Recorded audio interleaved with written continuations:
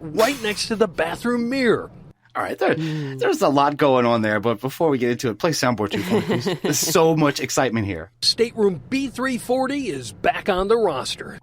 Yes!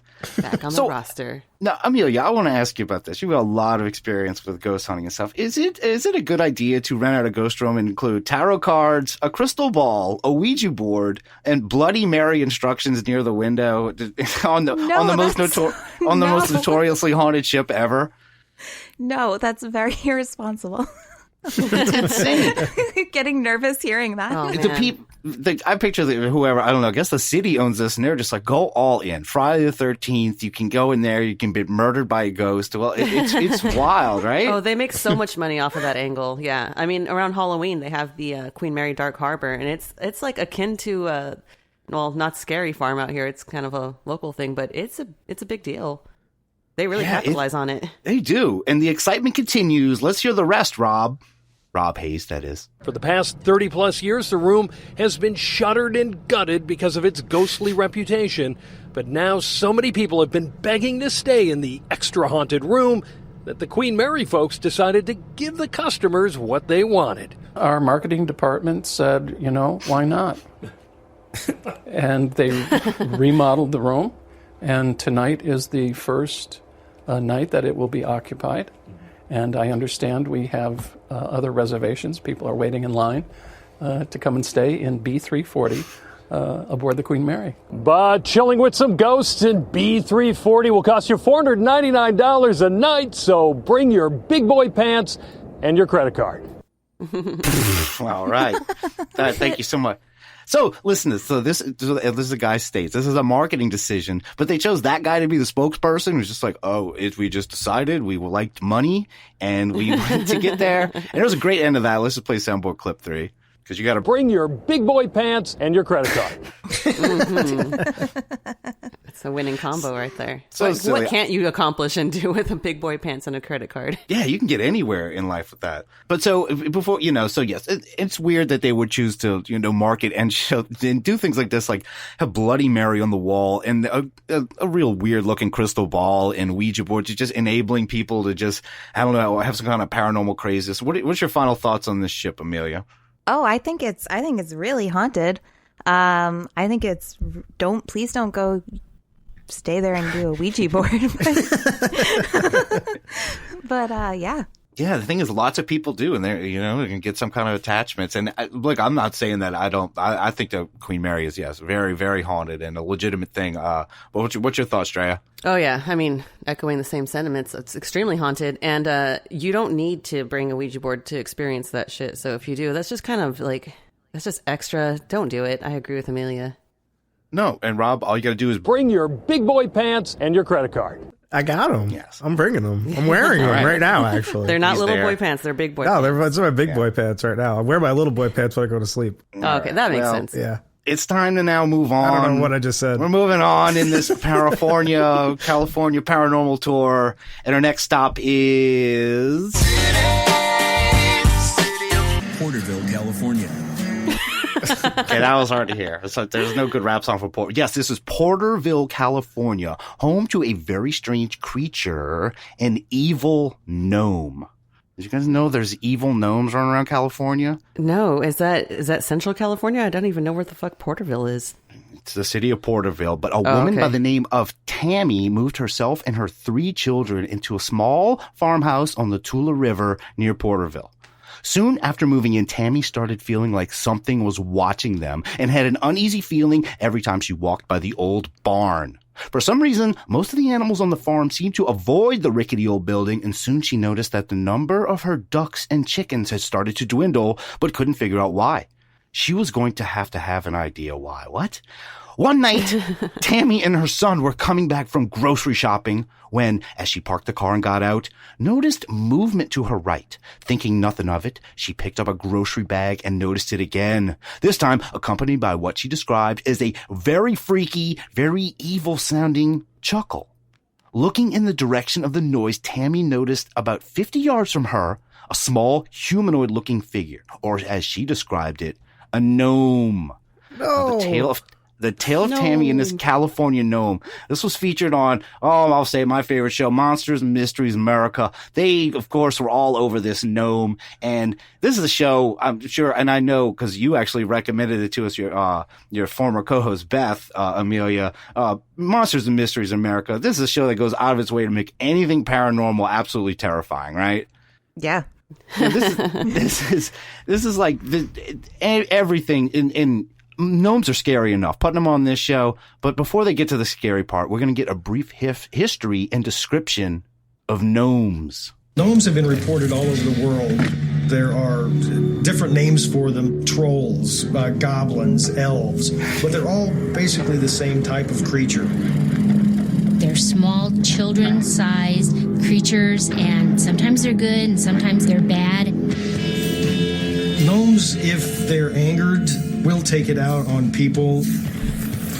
Anything from something mischievous like tying animals' tails together to as far as eating household pets. Oh my God. No. What? Jesus. And just because they're angered for any reason, like, traffic was shitty, I'm going to take it out on these fucking pets. I think it ate my cat. Ah, Jesus.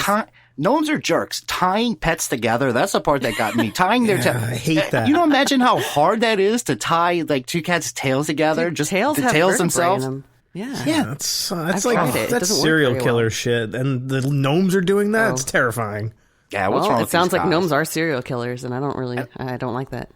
I don't know. Are there lady gnomes? I've only described them as male. If there's lady gnomes, get these guys in line. These guys Well, they are have terrible. to be procreating. There's got to be lady gnomes. Unless they're like gremlins and they just like multiply, like they just, Oh, you know what I mean? Because I don't know. I don't know what. It's Yeah, like- I know David it's the not like gnome. I remember Leprechaun. David the gnome from when I was a kid. I I don't hope really you're know. wrong, Rob. Yeah, I don't know. I don't know a lot of gnomes. The though. media is covering up the evilness of gnomes. But now we're going to get to the scary part. Here is the Monsters Mysteries America dramatic recreation of Tammy's Gnome Attack. My grandson and I had come home from grocery shopping. After taking her grandson out of the car and unloading the groceries, Gavin? Tammy lost track of the boy. Gavin? Gavin? What are you looking at? What is it? When I turned around, there was a creature standing there looking at us. I don't know how to describe it other than it looked like an evil garden gnome. All I see is these big, glowing red eyes. I just froze because I didn't know what was going on. We were probably about 25, 30 feet away. I was scared to death, more scared than I'd ever been. I know it was evil by the way it laughed at us. It cackled. I grabbed my grandson and ran into the house as fast as we could go. Oh man. Yeah, that is a sure sign of evil. No nice things are cackling like that. No, yeah. I mean, even like when it comes to people, if they're laughing like that, you don't trust them. It was like Sam Kinison. Or like if they hand you a card that says like I have a condition that I have to. Oh boy. Oh tackle. God. I didn't maybe even think about that. maybe he's got like a Joker thing. I mean, I don't know if he's still good guy or bad guy here. Oh, really quick, by the way, I did Google Porterville and I looked at it on a map and it is in Central California. And the reason I brought that up is I recently heard about something like that for some reason. Yeah, it's like maybe it's a hotbed. Wait, oh man, gnomes are popping back up? Stateroom B340 is back on the roster. Hell yeah, back on the roster. The gnome proceeds to cackle outside the house more during this attack, and the scariest part of this is she describes seeing the top of its red hat in her window. Ugh, that's like, I don't know why that seems like the most horror movie description. It's very scary. His red hat. He's got a red hat on.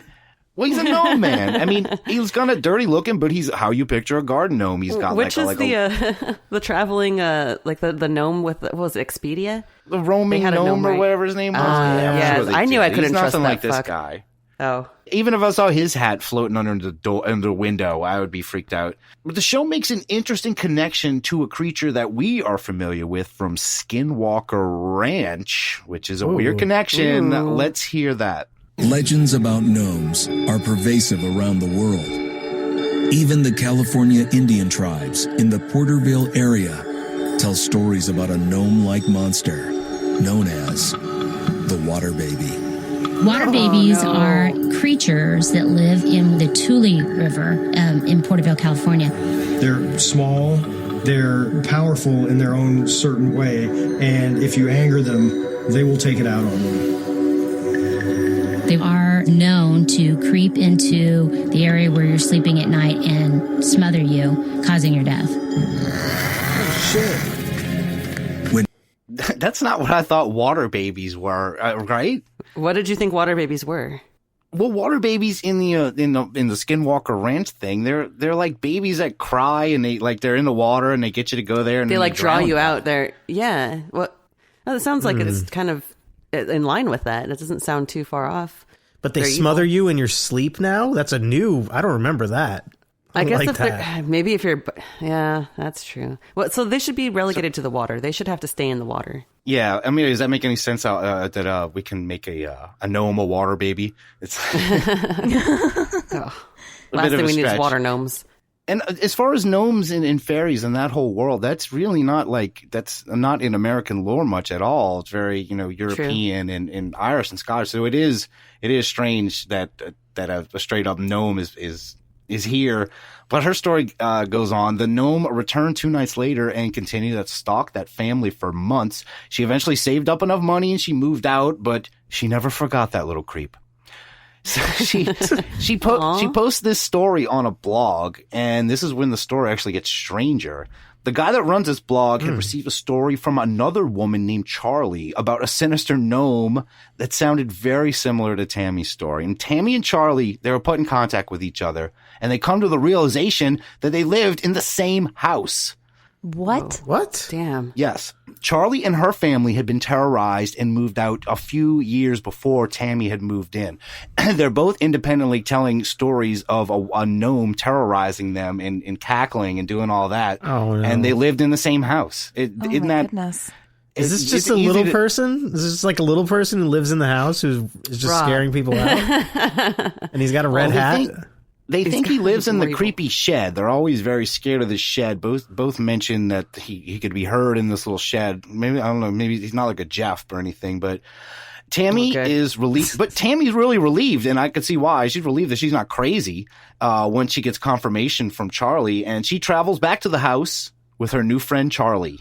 It made me feel like I wasn't crazy because somebody else had seen the same thing. And I was terrified because I knew then that it was real. Tammy and Charlie got together and went out to the house, and they'd found the shed had been torn down. The shed was gone. The evil gnome evicted. All we saw was one, but I think that there's more out there somewhere. It's still always in the back of my mind. There's always that little bit of fear that sometime it might come back. He got evicted from his shed. You can evict a gnome? That's cool. I don't know, but that story is really nuts. What are your thoughts?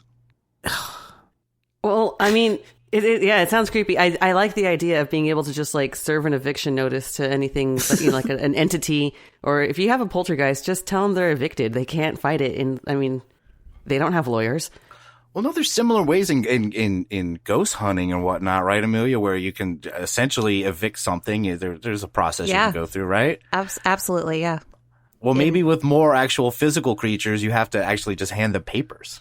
It's the same process. Maybe you just have to word it differently. I don't know. We're going to move on now. Rob, you got anything to say about the gnome? Yeah. You know what this actually reminds me of a lot? The parallel here is the Hopkinsville goblin story a little bit. Like, I'm surprised that nobody has tried to say that it was monkeys, to be honest. Yeah, that is a good point. It could always be monkeys. It seems like we're always heading towards that with these sort of stories.